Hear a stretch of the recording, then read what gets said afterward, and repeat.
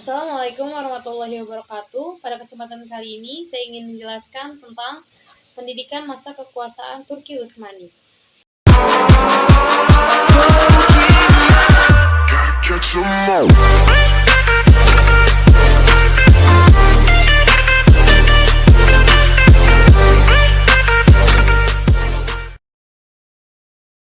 Oke, langsung saja. Dinasti besar dalam sejarah Islam setelah Bani Abbasiyah adalah dinasti Turki Utsmani, atau kita bisa menyebut dengan Ottoman. Masa pemerintahan Turki Utsmani persis sebagaimana yang diprediksikan oleh Rasulullah Shallallahu Alaihi Wasallam, akan ada mana di mana umat Islam menaklukkan Konstantinopel, sebuah perjalanan sejarah yang besar sehingga dapat menaklukkan Konstantinopel. Setelah perjuangan sejak masa Abbasiyah telah dilakukan, namun tidak berhasil. Pada awalnya, Turki Utsmani hanya memiliki wilayah yang sangat kecil. Namun, dengan adanya dukungan militer, tidak berapa lama Turki Utsmani menjadi kerajaan yang sangat besar dan bertahan dalam kurun waktu yang sangat lama. Kemajuan dan perkembangan ekspansi kerajaan Turki Utsmani yang demikian luas dan berlangsung secepat itu diikuti oleh kemajuan-kemajuan dan bidang-bidang kehidupan yang lainnya, di antaranya yang pertama, bidang kemiliteran, yang kedua, bidang pemerintahan, yang ketiga, bidang ilmu pengetahuan, yang keempat, bidang budaya, dan yang kelima, bidang agama. Cara kerajaan Turki Utsmani adalah kerajaan yang pertama, yang paling besar, dan paling lama bertahan dibanding dua kerajaan, yaitu Kerajaan Mughal dan Kerajaan Safawi. Turki Utsmani ini berdiri pada tahun 1282 sampai dengan 1929. Berdirinya Kerajaan Turki Utsmani ini atas perkasa para bangsa Turki dari kabilah Oghuz, suku Nomani di Asia Kecil yang mendiami daerah Mogol. Sedikit pengenal pendidikan Islam pada zaman Turki Utsmani tidak lepas dengan kebudayaan dan politik. Pada masa Turki Utsmani, kebudayaan Turki Utsmani dikenal sangat bervariasi karena menggabungkan dari kebudayaan tiga negara, yang pertama Persia, yang kedua Bizantium, dan yang ketiga Arab. Adapun kebudayaan yang diambil dari budaya Persia yaitu terdiri dari ajaran etika dan tata krama. Dari budaya Bizantium yang diambil dari organisasi pemerintahan dan kemiliteran. Yang terakhir budaya Arab yang diambil berupa prinsip ekonomi sosial kemasyarakatan serta keilmuan. Metode yang digunakan pada zaman Turki Utsmani ialah menghafal matan-matan seperti matan Zurumiyah dan lain-lain.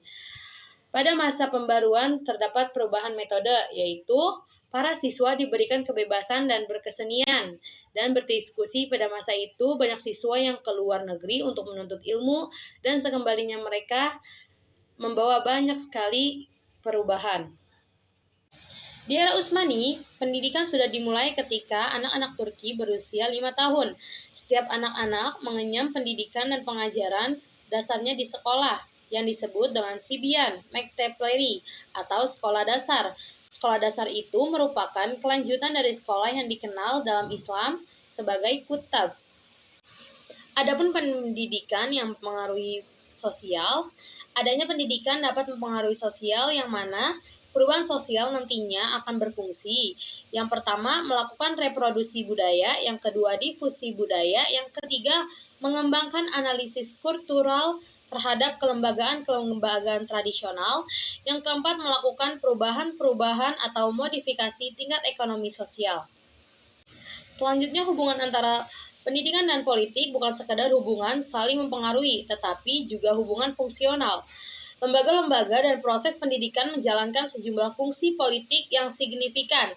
Mungkin yang terpenting dari fungsi-fungsi tersebut bahwa sekolah-sekolah dan lembaga-lembaga lainnya menjadi agen-agen sosialisasi politik.